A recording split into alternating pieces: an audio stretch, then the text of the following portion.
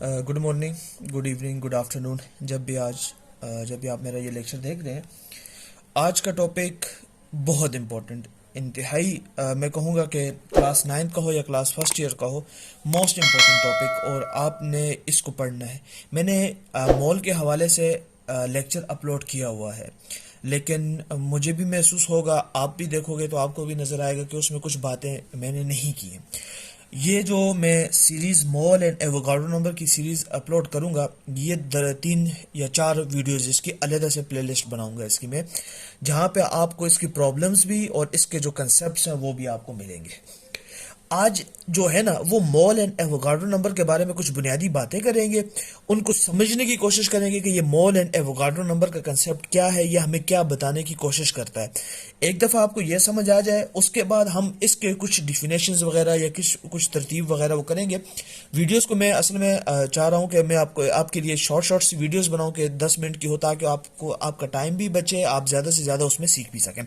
बिना वक्त ज़ाय किए आज का लेक्चर स्टार्ट करते हैं। मॉल और एवोगाडो नंबर का कंसेप्ट क्या है? अगर आप मेरी इसी चैनल में प्रीवियस वीडियोस में देखो तो मैंने मॉल के बारे में कहा था। मॉल के बारे में क्या कहा जाता है कि मॉल को जब डिफाइन किया जाता है तो कहा जाता है कि gram atomic mass, gram molecular मास और ग्राम फार्मूला मास। ग्राम एटॉमिक मास किसका? ग्राम एटॉमिक मास किसी एटम का ग्राम एटॉमिक मास। ग्राम मॉलिक्यूलर मास किसका? मॉलिक्यूलर मास किसी मॉलिक्यूल का मॉलिक्यूलर मास। और किसी फार्मूला यूनिट यानी किसी आयनिक कंपाउंड का।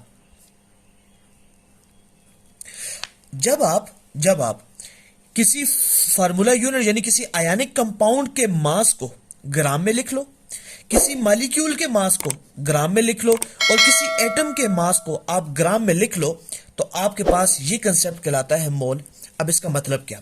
मतलब ये, मेरे पास हाइड्रोजन एक एटम है, मेरे पास वाटर का एक मॉलिक्यूल है, और मेरे पास NaCl एक आयनिक कंपाउंड है, या मैं इसके अलावा KCl ले लूँ, ठीक हो, कि MgCl2 ले लूँ। मेरे पास मुख्तलिफ कंपाउंड्स हैं। अब एक हाइड्रोजन मेरे पास एटम है। इस एटम की 2 चीजें होती हैं। अगर आप इस एटम का सबस्क्रिप्ट देखो तो वहां पे लिखा जाएगा इसका एटॉमिक नंबर, और इसका सुपरस्क्रिप्ट देखो तो वहां पे लिखा जाता है इसका मास नंबर। अब आप क्या है, आप इसके मास नंबर के साथ एक्सप्रेस कर लो जी, लिख लो ग्राम। अब याद रखें, जब आप किसी एटम के, आप जरा समझिएगा इस डिफिनेशन के साथ, जब आप किसी एटम के मास नंबर के आगे लिख लें ग्राम, वो आपके पास बन जाता है मोल। इसका मतलब क्या? इसका मतलब ये, मेरे पास हाइड्रोजन एक एटम है, तो मैं अगर लिखूं मेरे पास gram atomic mass of hydrogen atom, तो मेरे पास मास नंबर इसका कितना है? 1। इसके आगे अगर मैं लिख लूं ग्राम, तो मेरे पास gram atomic mass of hydrogen atom कितना है? वो 1 ग्राम। अब इस 1 ग्राम को बेसिकली उन्होंने कहा है ये मोल के बराबर है। याद हो, मैं प्रीवियस वीडियो में बता चुका हूं कि मोल को आप यूं समझिए कि ये वो शॉपिंग बैग है कि जिसको हमेशा के लिए टाइटल दे दिया गया है मोल। अब कोई भी मॉलिक्यूल हो, कोई भी एटम हो, कोई भी आयनिक कंपाउंड हो, जब भी आपको कहा जाएगा कि इसका 1 मोल है, तो आपने और कुछ नहीं करना, आपने उस एटम के मास नंबर के साथ लिख लेना है ग्राम। अगर आपके पास मॉलिक्यूल है, अब इसके एग्जांपल को देखिए, वाटर। अगर मुझसे कहे कि gram atomic mass of water molecule क्या होगा, तो मैं, बड़ी सिंपल सी ट्रिक है, समझने की कोशिश करें। आपने क्या करना है, हाइड्रोजन मेरे पास कितने हैं? 2 हाइड्रोजन है। एक हाइड्रोजन का मास नंबर कितना होता है? 1। तो 2 को उसके साथ मल्टीप्लाई कर दिया, ये 2 हाइड्रोजन एटम है, और मैं एक हाइड्रोजन एटम का मास नंबर कितना होता है? 1। प्लस करेंगे, मेरे पास कितने ऑक्सीजन एटम है? एक ऑक्सीजन एटम है। एक ऑक्सीजन एटम का मास नंबर कितना होता है? 16। अब आप क्या करो, 2 प्लस 16 18। इस 18 के आगे लिख लो ग्राम। अब ये 18 ग्राम वाटर के मॉलिक्यूल का मास है, लेकिन इसको एक्सप्रेस कैसे करेंगे? हम कहेंगे ये 1 मोल के बराबर है। अब यहां पे वापस आ जाए, ग्राम मालिक्यूलर मास, किसी मालिक्यूल के मास को, के मास नंबर को आप ग्राम में एक्सप्रेस कर लो, वो भी 1 मोल ही कहलाएगा। अब आ जाए आपके पास फार्मूला यूनिट यानी NaCl। सोडियम मेरे पास है 23 NaCl, क्लोरीन मेरे पास है 35। जब आप इसको जमा करेंगे, जब आप इसके मास नंबर को जमा करोगे, अब ये सोडियम का मास नंबर है 23, क्लोरीन का मास नंबर है 35, मैं इसका एक आइसोटॉप ले रहा हूं वरना 37 भी है और 35.5 है, लेकिन मैं राउंड ऑफ कर रहा हूं, 35 कर रहा हूं। तो 5 और 3 8 और 3 to 5 58। अब ये मेरे पास मास नंबर कुल है, इसके आगे मैं लिख लूं ग्राम, तो ये भी मेरे पास 1 मोल बनता है। अब आप समझे, जिस तरह हम लोग कहते हैं ना 1 डजन, तो 1 डजन में हमारे पास तादाद कितनी आ जाती है? 12। अब 1 डजन वो एक सिंपल से एक होल नंबर वैल्यू है। अब उस वैल्यू के अंदर मुख्तलिफ मास आ रहे हैं, यानी आपके पास कहा जाएगा 1 मोल ऑफ हाइड्रोजन एटम, तो 1 मोल ऑफ हाइड्रोजन एटम का ग्राम एटॉमिक मास कितना आएगा? आपने क्या करना है कि उसके मास नंबर के साथ लिख लेना है ग्राम, तो वो आपके पास 1 मोल कहलाएगा। ये एक सिंपल सी बात है मोल के कंसेप्ट के बारे में, वरना मैं डिफिनेशन लिख लूं या बड़ी बड़ी बातें लिख लूं तो आप कहोगे कि ये कंफ्यूज कर रहा है, लेकिन मैं बड़ा सिंपल और बिल्कुल मॉडिफाई करके बता रहा हूं कि आपने क्या करना है। डिफिनेशन क्या है मोल की? कि gram atomic mass, gram molecular mass, gram formula mass. क्या आप क्या करें, किसी एटम पहले पहचान करें, एटम कौन सा है, मॉलिक्यूल कौन सा है और फार्मूला यूनिट कौन सा है, यानी आयनिक कंपाउंड कौन सा है, पहचान होगी। अब क्या करें, अब उस एटम के मास नंबर के साथ आप ग्राम लिख लो, तो आपके पास वो 1 मोल कहलाएगा। उस एटम का जो मास नंबर होता है, अब ये नहीं आपके सामने लिखे कोई कि मेरे पास हाइड्रोजन का एटम है और उसका मास मेरे पास 2 ग्राम है। अब आपको समझ आ जानी चाहिए कि हाइड्रोजन का मास नंबर 1 है। अगर तो वो वहां पे उसके कोई किसी आइसोटॉप्स की बात कर रहा है तो वो बात अलग है, लेकिन अगर वो सिंपल कहता है मेरे पास सिंपल प्रोटियम यानी हाइड्रोजन का जो आइसोटॉप है वो है और वो 2 ग्राम, तो आपको पता होना चाहिए वो 2 ग्राम नहीं होता, उसका मास नंबर होता है 1। तो इसका मतलब ये है कि अब इसके डबल दे दिया गया, तो जब ये 2 ग्राम कर दिया गया हाइड्रोजन एटम का, तो उसका ग्राम एटॉमिक मास 2 ग्राम कर दिया, यानी डबल कर दिया एटॉमिक मास नंबर के, तो आपको पता होना चाहिए ये भी 2 मोल बन जाएगा। फिर ये आपके पास एक ट्रिक बता रहा हूं कि आपने क्या करना है, जब भी आपको इस तरतीब से दे दिया जाए आपने समझना है कि वो बात क्या कर रहा है, बुनियादी बातें आपने समझनी है। जिस तरह आपको कहा जाएगा, ये आपको साथ साथ ट्रिक्स भी बता रहा हूं कि जब आपको मोल के बारे में ये कहा जाएगा ना, आपसे कहा जाएगा कि मेरे पास 36 ग्राम वाटर मॉलिक्यूल है। अब आपको पता होना चाहिए कि वाटर का जब एक मॉलिक्यूल को मैं देखूं तो उसका 18 ग्राम बनता है जो 1 मोल कहलाता है।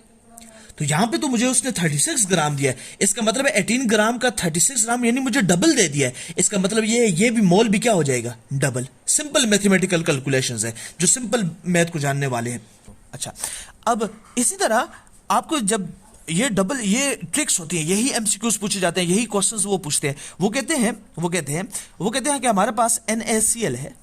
अब आपको पता है कि एक NaCl में बुनियादी तौर पे 58 ग्राम अगर मैं कहूं तो वो उसका 1 मोल कहलाता है, लेकिन मैं क्या करूं, इस 58 का डबल कर दूं, यानी मैं कर दूं 116 ग्राम। अब आपने समझना है कि 116 ग्राम कह रहा है, इसका मतलब ये 2 मोल की बात कर रहा है, या मैं इस 58 ग्राम का हाफ कर दूं, यानी मैं इसको 2 पे डिवाइड कर दूं। जब मैं इसको 2 पे डिवाइड कर दूंगा तो आपको पता है कि मेरे पास जो राउंड अबाउट बनता है तो वो यूं बनेगा कि 27 28 इस तरह बन के, ये मेरे पास कैलकुलेशन को आपने क्लोज करना सीखना है। ये बहुत इंपॉर्टेंट पॉइंट बता रहा हूं क्योंकि यही वो पॉइंट है जहां पे बहुत ज्यादा लैकिंग हो जाती है स्टूडेंट से। अब जरा समझिएगा कि मोल के इस कंसेप्ट को जानना बहुत जरूरी है। बाकी मोल के अंदर जो बातें हैं वो सारी बातें, फार्मूला कौन सा लगता है वो फार्मूला मैं एक्सप्लेन कर दूंगा आने वाली वीडियोस में, चूंकि इसको मैं सीरीज में अपलोड कर रहा हूं। यहां मेरा जो बुनियादी बात है ना कि वो मोल को समझने की जरूरत है। अब ये तमाम बातें करने की वजूहात क्या है समझिएगा, मैं क्या बताना चाह रहा हूं। जब आपसे कहा जाए कि हाइड्रोजन या कोई भी एटम उसका 1 मोल है, तो समझ जाइएगा कि आपने और कुछ नहीं करना, आपने मास नंबर को लेना है और उस मास नंबर को ग्राम में एक्सप्रेस कर दो, यही वो उसका बुनियादी मोल कहलाएगा। मैंने कहा ना कि ये इस तरह का एक शॉपिंग बैग है, ये इसको समझने की गर्ज से बता रहा हूं। मान लीजिए आपने एक चीज खरीदी, उसको एक बैग में डाल दिया। अब उस चीज का वजन मुख्तलिफ है, यानी मास नंबर उसका मुख्तलिफ है, उसका वजन मुख्तलिफ है, लेकिन उस शॉपिंग बैग को जो नाम दे दिया गया है ना, वो नाम दे दिया गया मान लीजिए एस या पी या टी, या मान लीजिए आईटी टीचिंग एंड लर्निंग नाम दे दिया गया। अब ये नाम उसको दे दिया गया। अब इस शॉपिंग बैग के अंदर मुख्तलिफ अमाउंट्स हो सकती है, मास नंबर मुख्तलिफ हो सकता है, लेकिन नाम क्या बुनियादी पड़ा? नाम 1 मोल पड़ा। ये एक बुनियादी बात आपने याद रखनी है। अब सवाल आगे, बुनियादी बात ये एक बात समझने की है। अब आ जाते हैं एवोगाड्रो नंबर के बारे में। एवोगाड्रो नंबर को कैसे डिफाइन किया जाता है, या एवोगाड्रो नंबर को क्या बयान किया जाता है, और मोल को इसी के सेंस में कैसे बयान किया जाता है, जरा ये समझने की जरूरत है। कहते हैं कि बेसिकली मोल, अब ये एवोगाड्रो नंबर के सेंस में उसे कैसे बयान किया जाता है। मोल क्या है बेसिकली? मोल के बारे में लिखा जाता है, mole is a date amount of substance. अब जैसे सब्सटेंस का मतलब क्या है? ये एटम भी हो सकता है, ये एलिमेंट भी हो सकता है, ये कंपाउंड भी हो सकता है। तो मोल किसी सब्सटेंस की वो मिकदार है जिसके अंदर डेट कंटेन 6.023 इंटू 10 की पावर 23 एटम्स, मॉलिक्यूल और फार्मूला यूनिट। अब जरा कितनी प्यारी बात है, जरा समझे। यानी कि मेरे पास अगर हाइड्रोजन का एटम है, इस हाइड्रोजन के एटम की अमाउंट कितनी होगी? मैं लिखूंगा उसको 1 ग्राम। उस 1 ग्राम को मैं क्या कहूंगा? 1 मोल। और उस 1 मोल के अंदर एटम कितने होंगे? 6.023 इंटू 10 की पावर 23 एटम्स ऑफ हाइड्रोजन। अब आप कहोगे इसका मतलब क्या? जरा कंसेप्ट देखो। इसका मतलब यह है कि 1 ग्राम ऑफ हाइड्रोजन एटम्स के अंदर वो कितने हाइड्रोजन के सिंगल एटम्स हैं कि जिन्होंने मिल के बेसिकली इस मास को बनाया है 1 ग्राम। अब इसका मतलब क्या हुआ, जरा समझो। मतलब ये हुआ, मान लीजिए मैंने एक बैग में चीजें डालना स्टार्ट की। इस बैग का नाम दे दिया मैंने 1 मोल। अब इस बैग का नाम, अच्छा क्या बात कर रहा था मैं, कि मान लीजिए मेरे पास एक शॉपिंग बैग है और उसका नाम क्या है? 1 मोल है। अब इस शॉपिंग बैग में मैं हाइड्रोजन एटम डालूं, इसमें मैं सल्फर के एटम डालूं, इसमें मैं वाटर के मॉलिक्यूल डालूं, इसमें मैं सोडियम क्लोराइड डालूं या टेबल साल्ट डालूं, मैं कुछ भी डालूं।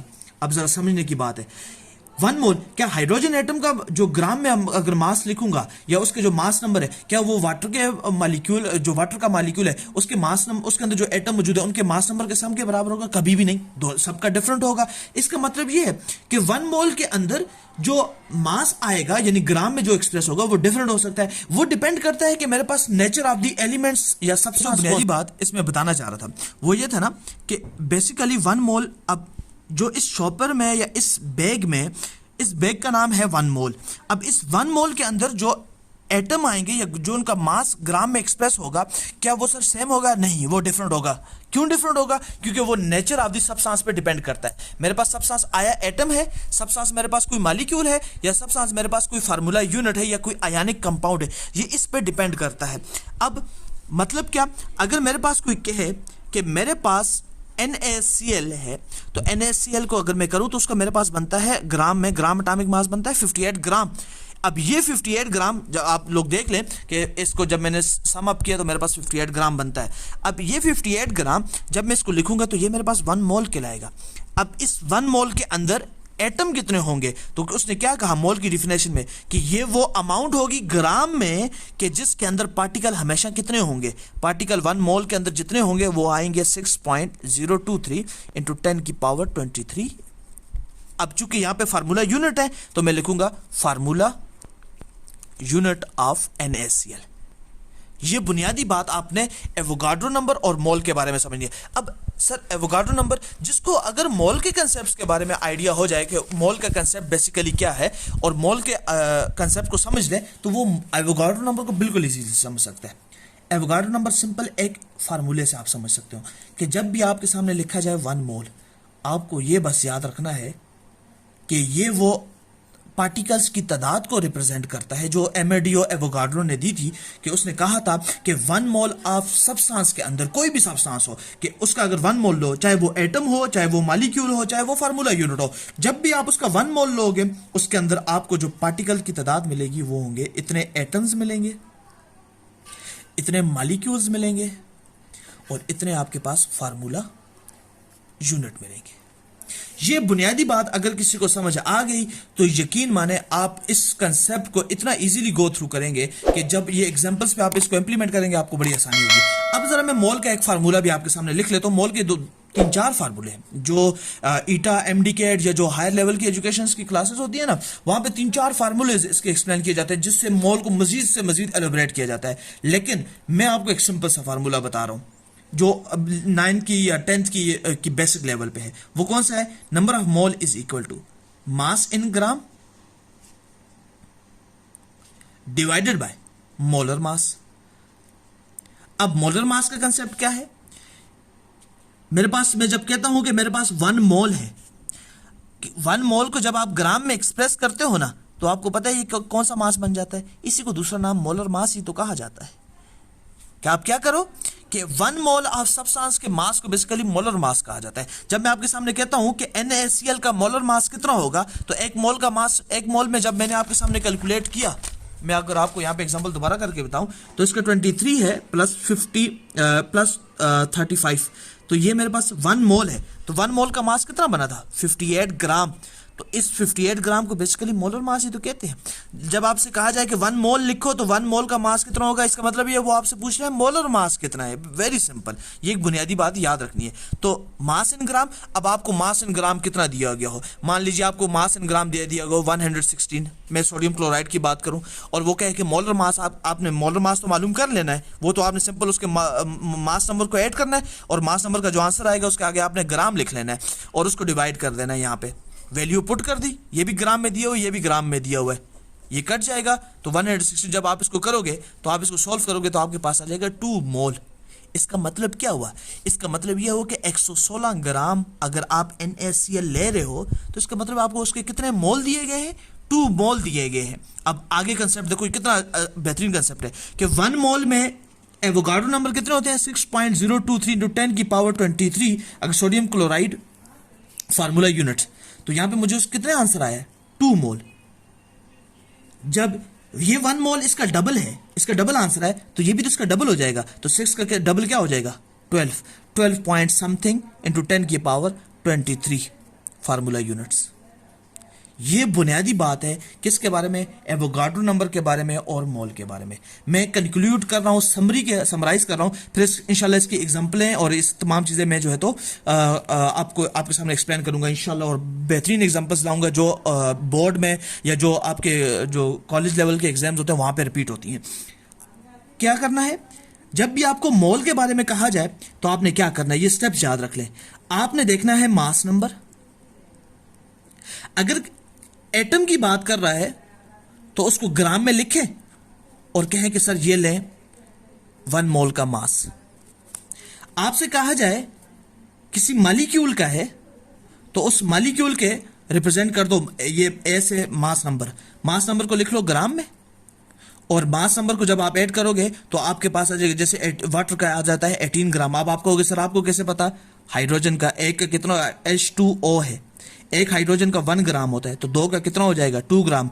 एक ऑक्सीजन का 16 मास नंबर होता है, उसके आगे आप लिख लो ग्राम, तो मेरे पास जमा करोगे जब आपके पास आएगा 18 ग्राम। इस 18 ग्राम को आप 1 मोल कहोगे। और एक 1 मोल के अंदर एटम कितने होते हैं? 6.023 × 10 की पावर 23। चूंकि यहाँ पे वाटर का मॉलिक्यूल है तो आपने मॉलिक्यूल को याद रखना है। This is all about Avogadro number and मोल। ये बुनियादी बातें हैं। मैं चाहूंगा कि अगर आपने इसको आपका कोई भी क्वेश्चन है तो आप बिल्कुल मुझे ईमेल कर सकते हैं। मेरे चैनल में मैं डिस्क्रिप्शन में लिंक दे दूंगा अपनी ईमेल का, आप मुझे ईमेल कर सकते हैं। और अगर आप कोई क्यूरीज है तो आप बिल्कुल कमेंट सेक्शन में लिखें कि सर ये प्रॉब्लम है, अगर हम लोग इससे क्या मुराद है तो मैं आपको वो भी चीज़ें सिखा दूंगा। Thank you so much.